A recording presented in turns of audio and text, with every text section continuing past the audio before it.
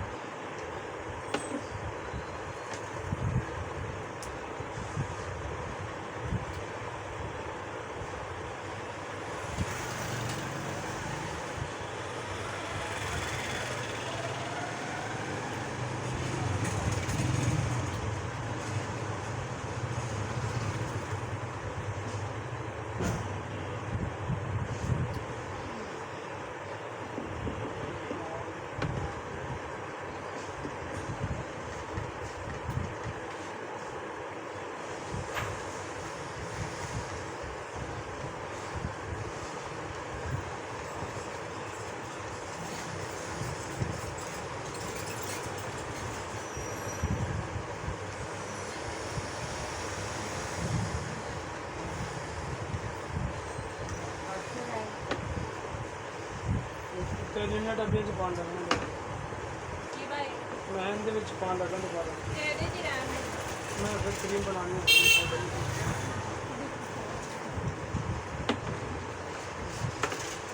सारे पा देंगे जो बचे कि मैं तुम दे दें वो आप पा लें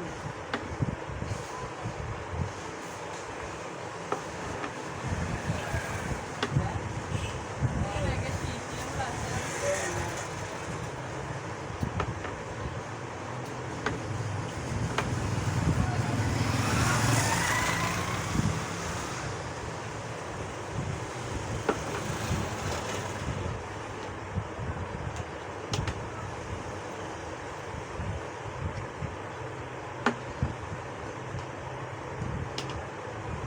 इस करके ना गाय के सामने बनाई थी कभी थले बैठ के नहीं बनाई ये गाले भाई गाग ने पैसे देने मेरे वाले मेरे पास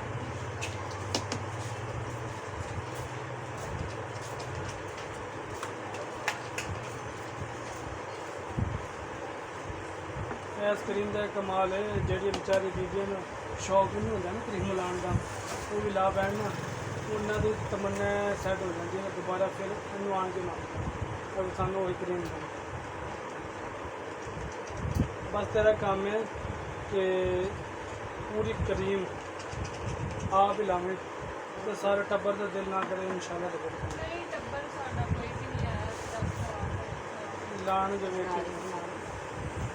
दवाई के नाल कुछ इस्तेमाल करेंगे साबुन फेस वॉश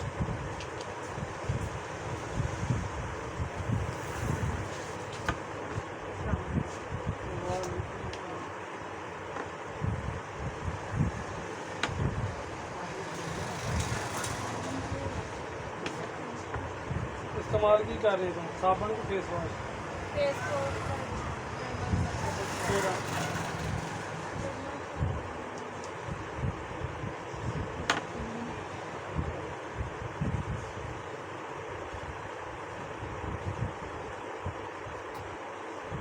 डरना वाला में हाँ जी ग्रे कलर का